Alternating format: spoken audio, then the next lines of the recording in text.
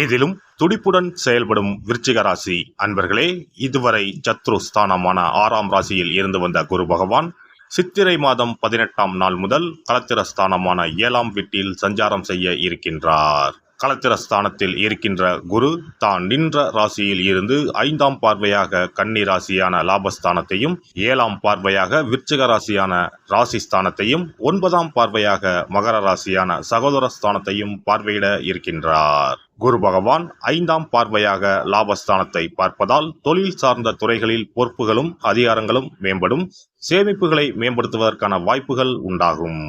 மூத்த உடன்பிறப்புகள் ஆதரவாக இருப்பார்கள். சமூக பணிகளில் மேன்மை உண்டாகும். இணையம் தொடர்பான துறைகளில் திறமைகளை வெளிப்படுத்துவீர்கள். குரு பகவான் 7ஆம் பார்வையாக ராசிஸ்தானத்தை பார்ப்பதால் மனதளவில் இருந்து வந்த குழப்பங்கள் நீங்கி தெளிவு ஏற்படும். தோற்ற பொலிவில் மாற்றம் உண்டாகும். பெருந்தன்மையான செயல்பாடுகளால் மதிப்புகள் உயரும். உடல் ஆரோக்கிய பிரச்சனைகள் கட்டுப்பாட்டுக்குள் வரும். குரு பகவான் 9ஆம் பார்வையாக சகோதரஸ்தானத்தை பார்ப்பதால் எழுத்து சார்ந்த துறைகளில் இருப்பவர்களுக்கு வித்தியாசமான வாய்ப்புகள் ஏற்படும். இளைய உடன்பிறப்புகள் ஆதரவாக இருப்பார்கள். நினைத்த பணிகளை எண்ணிய விதத்தில் செய்து முடிப்பீர்கள். மறைமுக திறமைகளை வெளிப்படுத்தி பாராட்டுகளை பெறுவீர்கள். மனதளவில் தன்னம்பிக்கையும் தைரியமும் மேம்படும். குரு பகவான் களத்திரஸ்தானத்தில் நிற்பதால் குடும்ப உறுப்பினர்களிடம் இருந்து வந்த கருத்து வேறுபாடுகள் குறைந்து ஒற்றுமை அதிகரிக்கும்.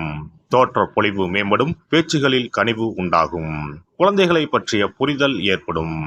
பூர்வீக சொத்துக்களின் வழியில் ஆதாயம் உண்டாகும். பெருந்தன்மையான செயல்பாடுகளின் மூலம் வெளிவட்டாரத்தில் மதிப்புகள் அதிகரிக்கும்.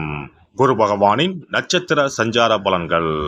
குரு பகவான் கிருத்திகை நட்சத்திரத்தில் சஞ்சரிப்பதால் குடும்ப உறுப்பினர்களிடம் இருந்து வந்த வேறுபாடுகள் குறையும். புதிய நபர்களிடம் தனிப்பட்ட விஷயங்கள் பகிர்வதை தவிர்க்கவும். தொழில் சார்ந்த கூட்டாளிகளின் ஒத்துழைப்பு தாமதமாக கிடைக்கும். பொருளாதாரத்தில் முன்னேற்றம் ஏற்படும். குரு பகவான் ரோகிணி நட்சத்திரத்தில் சஞ்சரிப்பதால் சுபகாரியங்களின் மூலம் மனதிற்கு மகிழ்ச்சி ஏற்படும். ஆடை ஆபரண சேர்க்கைகள் உண்டாகும். நெருக்கமானவர்களிடம் இருந்து வந்த கருத்து வேறுபாடுகள் நீங்கி ஒற்றுமை அதிகரிக்கும். வெளிவட்டாரத்தில் புதிய தொடர்புகளின் மூலம் ஆதாயம் அடைவீர்கள். குரு பகவான் மிருகசிரிச நட்சத்திரத்தில் சஞ்சரிப்பதால் மனதில் நினைத்த செயல்களை செய்து முடிப்பீர்கள். உத்தியோகம் தொடர்பான பணிகளில் இருந்து வந்த தாமதங்கள் விலகும். வெளிநாட்டு தொடர்புகளின் மூலம் ஆதாயம் அடைவீர்கள். கடன் சார்ந்த சில உதவிகளின் மூலம் மேன்மை ஏற்படும். குரு பகவானின் வக்கரகால சஞ்சாரத்தின் போது சுபகாரிய செயல்களில் அலைச்சலும் தாமதமும் ஏற்படும். சில அனுபவங்களின் மூலம் மனதளவில் பக்குவங்கள் பிறக்கும். வியாபார ரீதியான பயணங்களால் சில விரயங்களுக்கு பின்பே ஆதாயம் கிடைக்கும். உடன் இருப்பவர்கள் பற்றிய புரிதல்கள் ஏற்படும். பெண்களை பொறுத்தவரை மனதில் நினைத்த காரியங்களை செய்து முடிப்பீர்கள். உடன் பிறந்தவர்கள் ஆதரவாக இருப்பார்கள். திறமைக்கு உண்டான புதிய வாய்ப்புகள் கிடைக்கும். பாக பிரிவினை தொடர்பான விஷயங்களில் எதிர்பார்ப்புகள் நிறைவேறும். பணிபுரியும் இடத்தில் புதிய பொறுப்புகளும் உயர்வும் ஏற்படும்.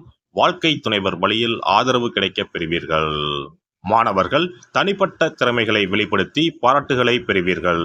கட்டுரை மற்றும் இலக்கியம் சார்ந்த பிரிவுகளில் ஆர்வம் உண்டாகும்.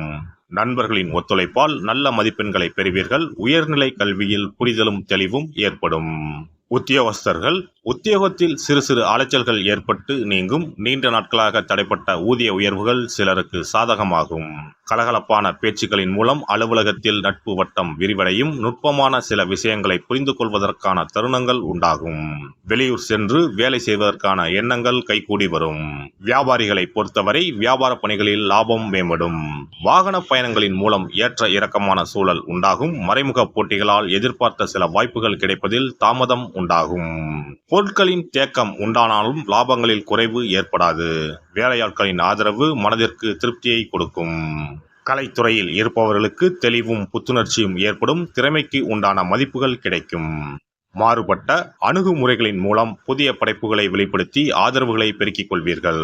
நுட்பமான சில கலை சார்ந்த விஷயங்களை புரிந்து கொள்வீர்கள். அரசியல்வாதிகள் பேச்சுக்களின் மூலம் அனுகூலமான வாய்ப்புகளை உருவாக்கிக் கொள்வீர்கள். பார்வை தொடர்பான பிரச்சனைகள் ஏற்பட்டு நீங்கும். கட்சி நிமித்தமான பயணங்களால் புதிய வாய்ப்புகள் உண்டாகும். சில எதிர்ப்புகளால் நினைத்த பணிகளில் தாமதம் உண்டாகும். நடைபெற இருக்கின்ற குரு பெயர்ச்சியில் முயற்சிக்கு ஏற்ப புதிய வாய்ப்புகளும் சிந்தனைகளில் தெளிவும் ஒத்துழைப்பான சூழல்களும் உண்டாகும்.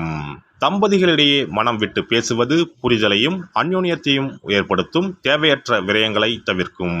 திங்கள் கிழமை தோறும் வில்வ இலையால் சிவபெருமானுக்கு அர்ச்சனை செய்து நல்லெண்ணெய் தீபம் ஏற்றி வழிபாடு செய்து வர தடைப்பட்ட சுபகாரியங்கள் யாவும் கைகூடி வரும். இனி குரு பகவானின் அருளை பெறுவதற்கு வியாழக்கிழமையில் எப்படி விரதம் இருக்க வேண்டும் என்பதனை பற்றி காண்போம். குரு பகவானின் அருள் இருந்தால்தான் வாழ்வில் மங்கள காரியங்கள் தடையின்றி நடந்து கொண்டே இருக்கும். இவரின் அருளை பரிபூர்ணமாக பெற வேண்டும் என்றால் அவருக்குரிய வியாழக்கிழமையில் விரதம் இருந்தாலே போதும். குரு பகவானுக்குரிய விரதத்தை கடைபிடிக்க நினைப்பவர்கள் சுக்கிலபட்சம் எனப்படும் வளர்பிறையில் வரும் வியாழக்கிழமைகளில் இந்த விரதத்தை இருக்கலாம். ஒரு வருடத்தில் தொடர்ந்து 16 வளர்பிறை வியாழக்கிழமைகள் வரும். இந்த நாட்களில் விரதம் இருந்தால் எண்ணற்ற பலன்கள் கிடைக்கும். 3 ஆண்டு காலம் இந்த விரதத்தை கடைபிடித்தால் குரு பகவானின் பூரண அருள் வாழ்நாள் முழுவதும் கிடைக்கும். வியாழக்கிழமை விரதம் இருக்கும் முறை. வியாழக்கிழமை அன்று அதிகாலையில் எழுந்து குளித்து மஞ்சள் நிற ஆடை அணிந்து உறுதியாக விரதம் இருக்க வேண்டும். அருகில் உள்ள கோவிலின் நவகிரக சன்னதிக்கு சென்று குரு பகவானுக்கு சந்தனம், மஞ்சள் போன்றவற்றை கொண்டு அபிஷேகம் செய்ய வேண்டும். பிறகு குங்குமப்பூ கலந்த பசும்பாலை கொண்டு குரு பகவானுக்கு அபிஷேகம் செய்து வழிபட வேண்டும். மஞ்சள் நிற பூக்கள் சாற்றி மஞ்சள் நிற இனிப்புகளை நைவேத்தியம் செய்து வழிபட வேண்டும். மாலை நேரத்தில் மஞ்சள் நிற இனிப்புகள், ஆடைகள் போன்றவற்றை வறுமை நிலையில் இருப்பவர்களுக்கு தானமளிப்பது நல்லது. இரவில் உப்பு சேர்க்காத உணவை சமைத்து சாப்பிட்டு வியாழக்கிழமை விரதத்தை நிறைவு செய்யலாம். குரு பகவானை வழிபடும் முறை. குரு பகவானுக்கு தேங்காய் எண்ணெய், நல்லெண்ணெய், நெய் ஆகிய 3ஐயும் கலந்து விளக்கேற்ற வேண்டும். குரு பகவானுக்கு ஏற்றப்படும் விளக்குகளின் எண்ணிக்கை 11 அல்லது 21ஆக இருப்பது சிறந்தது. குரு பகவானுக்கு பிடித்த மலர்கள் முல்லை, மல்லிகை. ஆகையால் அவருக்கு முல்லை அல்லது மல்லிகை மாலையை அணிவித்து கொண்டை கடலையை படைத்து வழிபடுவது சிறந்தது.